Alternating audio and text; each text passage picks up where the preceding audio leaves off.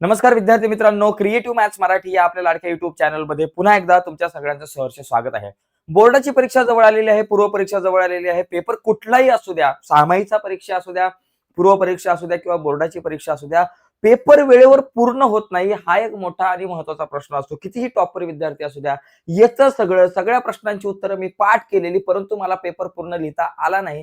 तर याची काय कारणं आहेत, की पेपर वेळेवर पूर्ण होत नाही आणि अशा कुठल्या गोष्टी आहेत, की ज्या केल्यामुळं आपला पेपर वेळेवरती पूर्ण होईल. तर आजची चर्चा खूप महत्त्वाची आहे. बोर्ड परीक्षा 2026 च्या अनुषंगाने अतिशय महत्त्वाच्या मुद्द्यावरती आज आपण चर्चा करतोय. पेपर वेळेवर कसा पूर्ण करायचा? तर जाऊयात पटकन पुढं. पुढे जाण्याच्या अगोदर एक छोटीशी रिक्वेस्ट आहे मित्रांनो, जर तुम्ही नवीन असाल चॅनलवर आणि अजूनपर्यंत आपला चॅनल सबस्क्राईब नसेल केला, तर आत्ताच आपला चॅनल सबस्क्राईब करा आणि त्या बाजूला असलेलं बेलचं बटन दाबायला विसरू नका. जाऊयात पटकन पुढं. तर बघा या ठिकाणी काही मुद्दे तुम्हाला इथे दिसताय स्क्रीनवरती. तर या मुद्द्यांवरती आपल्याला इथं विशेष करून आज चर्चा करायची आहे. ओके. तर याच्यामध्ये बघा पहिला मुद्दा बघा 3 मुद्दे आपल्याला या ठिकाणी दिसतात. समस्या ओळखणं म्हणजे नेमका काय प्रॉब्लेम आहे? नेमक्या कुठल्या समस्या आहेत त्यावर आज आपण चर्चा करणार, की पेपर पूर्ण होत नाहीत. नेमक्या काय कारणं आहेत, की त्या कारणांमुळे माझा पेपर वेळेवर पूर्ण होत नाही. दुसरा मुद्दा आहे वेळेचं व्यवस्थापन तंत्र. म्हणजे पेपर वेळेवर पूर्ण होण्यासाठी कुठली स्ट्रॅटेजी वापरली पाहिजे, कुठलं तंत्र वापरलं पाहिजे यावरती आपण चर्चा करणार आहोत. आणि त्याच्यानंतर शेवटी कसा फायनल प्रॅक्टिस आपण कशी केली पाहिजे, की बाबा पेपर वेळेवर पूर्ण व्हावा याच्या अनुषंगाने सुरुवातीला आपण पेपरच्या आधी आपली काय तयारी असली पाहिजे. या 3 मुद्द्यांवरती आज आपल्याला विशेष करून चर्चा करायची आहे. तर यातला पहिला महत्त्वाचा पॉइंट म्हणजे काय, की नेमके काय प्रॉब्लेम आहे, नेमक्या काय समस्या आहेत. बघा सगळ्यात पहिली गोष्ट अतिउत्तम लेखनाचा मोह. म्हणजे असं वाटतं, की माझं खूप सुंदर लिखाण झालं, म्हणजे खूप चांगल्या प्रकारे माझं लिखाण झालं पाहिजे. त्याच्यामुळे आपण हळू लिहितो, अतिशय सुंदर अक्षर काढायचा प्रयत्न करतो आणि स्पीड खूप कमी करतो. आणि तो स्पीड कमी झाल्यामुळे काय होतं माहितीये का, की आपला वेळ वाया जातो आणि बऱ्याचदा बऱ्याचशा प्रश्नांची उत्तरं लिहिणं राहून जातं. मित्रांनो अक्षर कसं असलं पाहिजे, खूपच सुंदर असलं पाहिजे अशातला भाग नाही. ज्याचं आहे सुंदर ठीक आहे. आणि परंतु स्पीडला लिहून सुद्धा ज्याचं सुंदर असेल तर अतिउत्तम. परंतु अक्षर तुम्ही जे लिहिलंय ते समोरच्याला वाचता आलं पाहिजे किंवा तुम्हाला वाचता आलं पाहिजे, बास झालं. म्हणजे समोरच्याला म्हणजे पेपर जो तपासतो त्याला वाचता आलं पाहिजे. एवढं जरी झालं तरी विषय संपला. अक्षर एकदमच सुंदर आहे. काही मुलांची अक्षरं खरंच छान असतात, परंतु काही मुलांची अक्षरं नसतात सुंदर. त्यांना वळण नसतं व्यवस्थित. तरी सुद्धा तुमचा पेपर प्रेझेंटेशन जर तुम्ही चांगलं ठेवलं, म्हणजे 2 शब्दांमधलं अंतर ठीक ठेवलं, लिहिताना खाडाखोड नाही केली तरी उत्तम आहे. लिहिण्याचा वेग थोडासा वाढवला पाहिजे. खूपच सुंदर दिसला पाहिजे, हा अट्टहास नको. परंतु समोरच्याला वाचलं पाहिजे, वाचता आलं पाहिजे असं अक्षर असलं तरी उत्तम. याच्यानंतर सगळ्यात महत्त्वाचा मुद्दा आहे, की सर्वात कठीण प्रश्न आधी सोडवणं. मित्रांनो काय होतं माहिती का? आपला विद्यार्थी सुरुवातीलाच काय करतो, की सगळ्यात कठीण प्रश्न सोडवायला घेतो. तर कठीण प्रश्न सोडवायला घेतल्यामुळे काय होतं माहिती का? तो प्रश्न सोडवण्यात वेळ वाया जातो आणि आपला कॉन्फिडन्स सुद्धा कमी होतो.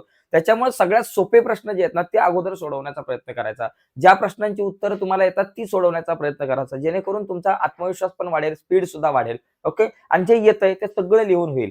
ओके.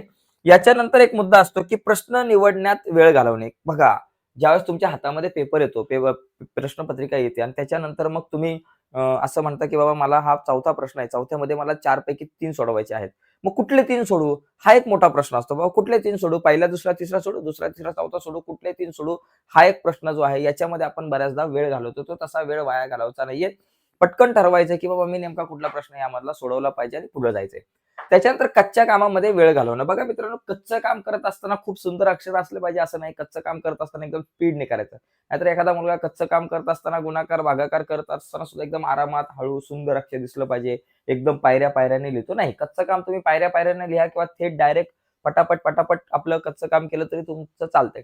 कच्चं काम करण्यामध्ये, रफ वर्क करण्यामध्ये जास्त वेळ वाया घालवू नका. रफ वर्क एकदम फास्ट करा. रफ वर्क करताना अक्षर खराब असलं तरी चालेल, काही प्रॉब्लेम नाही. ओके. कारण ते रफ वर्क काय तपासलं जात नाही. हे 4 मुद्दे जे आहेत ते खूप महत्त्वाचे आहेत. तर या 4 मुद्द्यांकडे आपण लक्ष दिलं पाहिजे, की जेणेकरून आपला वेळ जो आहे तो वाचला पाहिजे. ठीक आहे. आता पुढचा मुद्दा इथं या ठिकाणी आपल्याकडे आहे, की टाईम मॅनेजमेंट कसं केलं पाहिजे पेपर लिहिताना. तर त्याच्यामध्ये 2 मिनिटाचा नियम लक्षात घ्या. हा 2 मिनिट इथं चुकून 3 झालंय, पण 2 मिनिटाचा नियम काय माहिती का? ज्यावेळेस तुमच्या हातामध्ये प्रश्नपत्रिका येते, तेव्हा ती प्रश्नपत्रिका 2 मिनिटात स्कॅन करा. डोळ्याच्या खालून घालवा प्रश्नपत्रिका, की कुठले प्रश्न या ठिकाणी आलेले आहेत. आणि त्याच्यानंतर काय करायचं 4 मिनिटे ऑप्शनचे प्रश्न उदाहरणार्थ त्वरित निवडा. म्हणजे 4 मिनिटामध्ये काय करायचंय, की बाबा जे प्रश्न आहे म्हणजे ऑप्शनचे जे काही तुमचे प्रश्न असतात, ऑप्शन म्हणजे प्रत्येक कारणे द्या बाबा 4 पैकी 2 आहेत. त्याच्यानंतर तुमच्याकडं मोठ्या थोडक्यात उत्तर लिहा, 3 पैकी 2 लिहायचे आहेत. मग ते तुम्ही निवडा, की बाबा आता मी ह्या 4थ्या प्रश्नामध्ये 4 पैकी 3 लिहायचे, तर कुठल्या 3 प्रश्नांची उत्तर मी आज लिहिली पाहिजेत? कुठल्या 3 प्रश्नांची उत्तर मला चांगली येऊ शकतात? कारणे द्यामध्ये 4 पैकी 2 लिहायचे, कुठली 2 चांगली येऊ शकतात त्याच्यावरती टिक करून ठेवा, की बाबा मला आता ही प्रश्न जे आहेत ते सोडवायचे आहेत. ओके. हे फायनल झालं तुमचं, की बाबा मला आता प्रत्येक प्रश्नामधले कुठले प्रश्न सोडवायचा आहे हे तुमचं फायनल झालेलं आहे. आणि त्याच्यानंतर पुढची जी काही 4 मिनिटं आहेत त्याच्यामध्ये कोणत्या क्रमाने पेपर सोडवायचा, कुठल्या क्रमाने सोडवायचा. आता बघा पहिला, दुसरा, तिसरा, चौथा, पाचवा असे 5 प्रश्न आहेत. पहिल्यातले कुठले 2 सोडवायचे हे फायनल केलं. दुसऱ्यातले कुठले 3 सोडवायचे हे फायनल केलं. तिसऱ्यातले कुठले 2 सोडवायचे हे फायनल केलं. चौथ्यातले कुठले 3 सोडवायचं फायनल केलं आणि पाचव्यातला कुठला 1 सोडवायचा फायनल केला. ओके. हे सगळं फायनल झालं. आता तुम्ही तो प्रश्नांचा क्रम ठरवा, की बाबा मी सुरुवातीला पहिला प्रश्न सोडवू, पाचवा सोडवू, तिसरा सोडवू, मला कुठला चांगला येतोय. ओके. पण आयडियल काय माहितीये का, जो क्रम आहे त्या क्रमानेच तुम्ही प्रश्न सोडवण्याचा प्रयत्न करा. कारण तुमच्या 10वीच्या प्रत्येक विषयाचा जो क्रम जर तुम्ही बघितला तर तो सोप्याकडून अवघडाकडे जातो. म्हणजे सुरुवातीला जे काही प्रश्न आहेत ते सगळे सोपे-सोपे असतात. म्हणजे जो क्रम ऑलरेडी तुम्हाला ठरवून दिलेला आहे प्रश्नपत्रिकेमध्ये, त्याच क्रमाने जर आपण गेलो तर त्याचा फायदा आपल्याला जास्त होऊ शकतो. ठीक आहे. तर ही एक पहिली स्ट्रॅटेजी आहे. 2 मिनिटाचा नियम लक्षात घ्या. प्रश्नपत्रिका हातात आल्यावर काय करायचं. त्याच्यानंतर मार्कानुसार वेळ. मित्रांनो, मार्कांनुसार वेळ दिला पाहिजे. आपण काय करतो, 1 मार्काच्या प्रश्नाला जर 10 मिनिटं देत असाल तुम्ही, तर वाट लागली समजा. मार्कांनुसार वेळ. जितक्या मार्काचा प्रश्न आहे, उदाहरणार्थ 1 मार्काचा जर प्रश्न असेल रिकामी जागा, तिला 1 ते 1.5 मार्क दिले पाहिजेत. मल्टिपल चॉईस क्वेश्चन असेल, 1 मिनिटात तुमचा झाला पाहिजे. म्हणजे तुम्ही एका मार्काला तुम्ही 1 ते 2 मिनिटं दिलं पाहिजे. त्याच्या व्यतिरिक्त जास्त वेळ नाही दिला पाहिजे. त्याचबरोबर 5 गुणांच्या प्रश्नांसाठी 8 ते 10 मिनिटं दिली पाहिजे. जास्तीत जास्त 11-12. त्याच्यापेक्षा जास्त वेळ नका देऊ. म्हणजे किती मार्काचा प्रश्न आहे, त्याला मी किती वेळ दिला पाहिजे हे सुद्धा लक्षात घ्या. जसं की 1 मार्काचा प्रश्न असतो तुमचा पॅसेजमध्ये, एखादा उतार्यावरचा प्रश्न आहे आणि 1च मार्काचा प्रश्न आहे. पण त्या प्रश्नाचं उत्तर सोडवायला जर तुम्ही 10 मिनिटं लावत असाल, त्या प्रश्नाचं उत्तर शोधायला जर तुम्ही 10-12 मिनिटं लावत असाल, तर मग काम कठीण आहे मित्रांनो. प्रश्न किती मार्काचा आहे तेवढाच वेळ दिला पाहिजे. एखाद्या 1 मार्काच्या प्रश्नाला पॅसेजमधल्या प्रश्नाचं उत्तर सापडत नसेल, 5-10 मिनिटं जातात, तर त्याला तिथं सोडायचं. बाबा तुला नमस्कार, मी आधी सगळा पेपर कंप्लीट करून येतो, मग तुझ्याकडे येतो. एवढं लक्षात घ्या. त्याच्यानंतर प्रत्येक विभागासाठी म्हणजे सेक्शनसाठी तुम्ही वेळ निश्चित करा. बाबा समजा इंग्रजीमध्ये 5 विभाग आहेत. तर त्याच्यातला जो पहिला विभाग आहे लँग्वेज स्टडी, त्याला मी टोटल किती वेळ दिला पाहिजे? 20 मिनिटं दिले पाहिजेत का? दुसरा विभाग आहे ज्याच्यामध्ये तुम्हाला पॅसेज असतात, 3 पॅसेज, 20 मार्काचा प्रश्न आहे. त्याच्यासाठी मी किती वेळ देऊ? अर्धा तास देऊ का?